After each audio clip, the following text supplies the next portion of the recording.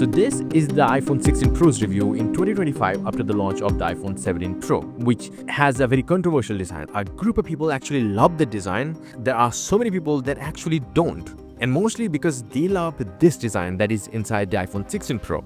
And actually this has been a carried over design from the iPhone 12 Pro, or I can say 11 Pro. This is a glass sandwich design, has titanium frame at the side, which is very premium material in terms of looks and feel, but at the same time it's a very rigid material, like very tough compared to the stainless steels or even aluminum that is featured on the iPhone 17 Pro. Okay, but there is glass back. This glass back has two advantages. One is it's premium feeling, and the second is it looks good and it's also cheaper to maintain. Like if you break it, you can easily replace it. But the third thing, it's very fragile. You have to be very careful with this phone. So that's the big con. So in terms of design, I would say this phone still looks so beautiful and so iconic Apple design right now. It's just in our mind that this is what Apple looks like. Anyway, now if you look at the dimensions though, the 17 Pro is actually more taller, wider and thicker than this phone. So this phone is still a very slim phone, 8.3mm thin. It does have a 6.3-inch screen with 90.1% screen to body ratio, so thinner bezels, thinner side frames. Wow. But the newer phone does have a 6.3-inch screen but with 89.4% screen to body ratio, which you might not notice it, but it's actually weaker than this phone. That's actually interesting. But in this phone, it does have 2000 nits of peak brightness and 1000 nits of typical high brightness. But the 2000 nits outside is very legible, and I think it's a very fantastic one. Having more is never bad, but 2000 nits is plenty. But at the same time, it does have ceramic shield at the front, the 2024 gen, but I haven't tested that out at all. Now, to be more honest with you guys, it's a 128 8GB model, not the 256GB one, and the newer model actually does come with 256GB base model, but then the cost has gone up as well, the base price. Now, this does feature one chip that you might or might not like. It's Apple's A18 Pro chip. It has 2 prime cores running at 4.05 GHz and 4 efficiency cores or normal performance cores running at 2.42 GHz. And the performance level is so damn good. Now, if you look at the other iPhones, like if I compare it with my iPhone 15 Plus though, the performance difference isn't something that I notice as much. Like, yeah, the game will open up slightly more faster because the GPU is better. Yeah, certain apps will open faster, but that's probably it. The performance difference isn't there with that phone either, even though it's still a very healthy performing one if you look at the benchmarking numbers, whether you talk about the Geekbench or whether you talk about Antutu benchmarks. But the newer A19 Pro is even more faster because the clock speeds are crazy, 4.26 GHz, so it's definitely better. But what I'm trying to say here is that you will never see performance deficiencies in these phones. Like, that's not what you can notice. And if you don't upgrade the software to latest and latest and latest every single year, then you're probably going to be very happy with whatever you have, because the performance will not degrade over time. So I'm definitely not going to complain about the processor in this area, but it does heat up quite a bit. If you open up the camera for a long time, if you take a lot of videos, then yes, the performance will get hit because there is no vapor chamber cooling system. Yes, there is a bigger cooling system, but that's still not enough for this chip. This chip runs really hard if you push it. That's one big con. Now, before we jump into the camera and the cons in it, I will jump to the other things. So it does have the ultra-wideband Gen 2 chip. It does have loudspeaker that is pretty good in it. It does have stereo speakers, and it is fairly good sounding one. It's not as good as my iPhone 15 Plus. I can show you that video.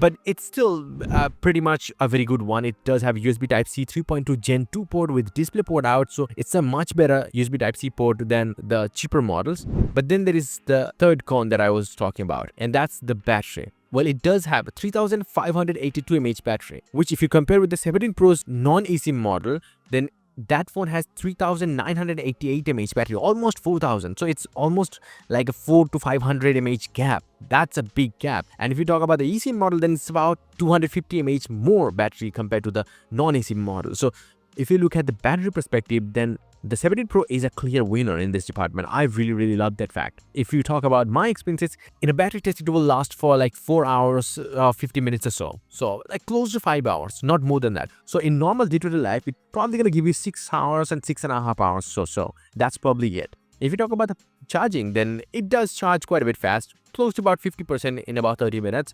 It does support up to 25 watt of wireless charging using the MagSafe and 4.5 watt of reverse wireless charging. Now, by the way, this phone is quite a bit heavy though. It's about 200 grams. For a tiny phone like this, it's quite a bit heavy, but this kind of like premium feeling, and the weight distribution is so good that you're probably not going to feel that it's top heavy or bottom heavy. So it's a fantastic thing and it's a premium feeling. So that's why I'm not putting it in the con department. But the con is actually in the camera. So let me clear up the camera specs first. It does have a 48 megapixel f1.8 main camera with 1/1.28 inch sensor.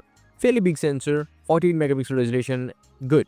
There is a 48 megapixel f2.2 ultra wide angle camera with 1/2.55 inch sensor. Fairly good for ultra wide angle camera. I will probably say it's too good for ultra wide angle camera.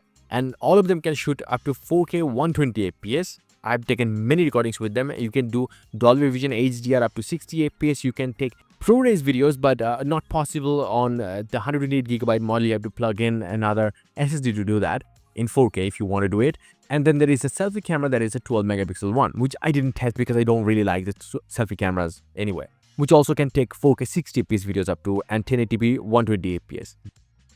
Now let's look at the cons of the cameras, which might or might not be a deal breaker for you. The 48 megapixel camera, the main camera, if you take full resolution photos, amazing details, like so good details, but somehow they actually can't produce that much details as the iPhone 15 Plus, which uses the camera from the iPhone 14 Pro. I don't know why, but that's the reality.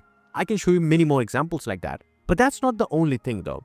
If you talk about the close distance focus, yeah, it does have macro mode using the 48 megapixel ultra wide angle camera, which the iPhone 15 Plus lacks, and it does take amazing macro modes. But I'm not talking about the macro modes here. I'm talking about a photo that you can take from a close distance, but not too close for a macro camera. This phone will not be able to focus. And why I'm complaining is because the iPhone 15 Plus using the 48 megapixel camera from the iPhone 14 Pro actually is able to focus on the subject. And that's why it seems weird for me. And that's a much more tinier sensor, though better aperture f1.6 compared to f1.8 in it. But how is that possible? And that's not the only where I saw the problem. The problem I saw, the major one, is actually with the teleporter camera. It's a 12 megapixel unit, 1/3.06 inch sensor with f2.8 aperture. The aperture is so damn good in it. But this phone uses the main camera even in broad daylight to take 5x photos. I don't know why that is the case. Like, it should actually take a 5x photo using the 5x camera, but it doesn't. It just switches to the main camera most of the time. Like, if you're talking about a very long distance subject, then yeah, it's surely using the 5x camera. But if you're not talking about that, no, it doesn't. If you want to take a photo of a flower that is that in a far distance, but you want to have that blur that the 5x camera can generate, that's not possible because it will not use that camera at all. And you can't really force it. That's the problem. I mean, it's the same problem I've seen in the Samsung Galaxies, but there you can enable an option to force the camera to switch to 5x. Here it's not possible, at least on the Apple's camera app. And I can show you many examples where it is actually not using the 5x camera at all. I've taken so many photos that are at 5x, it's showing it, but it is using the main camera to do that and is visible inside the EXIF data of the photo. And that's the biggest con in this phone to me. Like, yeah, the 5x photos using the 1x camera can still become really good photos, but that is then possible on the iPhone 15 Plus as well. But I'm not going to claim that iPhone 15 Plus does have a 5x camera. No, I'm not. So why is Apple doing it? I don't have an answer for that. Even in broad daylight, that shouldn't be the case, because even if the aperture is the problem, then under direct sunlight, that shouldn't be the case.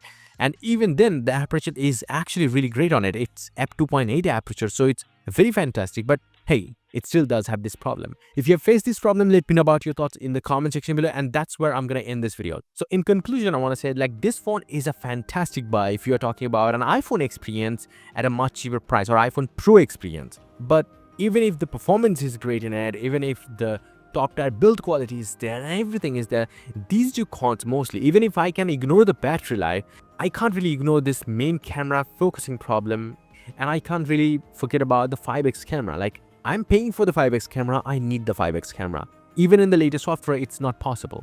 So if we can ignore these two problems at the max, then yeah, surely this phone can still be a very good buy. And if you can't, then I don't have an answer for that. And yes, if you feel like you need some really cool wallpapers for your devices, whether it's a tablet or a smartphone or even a laptop, well, I have some crazy cool 8K wallpapers, stunning designs, and amazing colors. Visit my website, joindavid.com, link down below. And until the next one, bye and take care.